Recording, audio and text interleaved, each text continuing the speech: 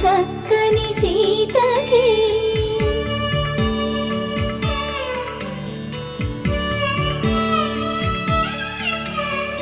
ఎర్ర జాబిలి చేయి రాముడేడని అడుగుతుంటే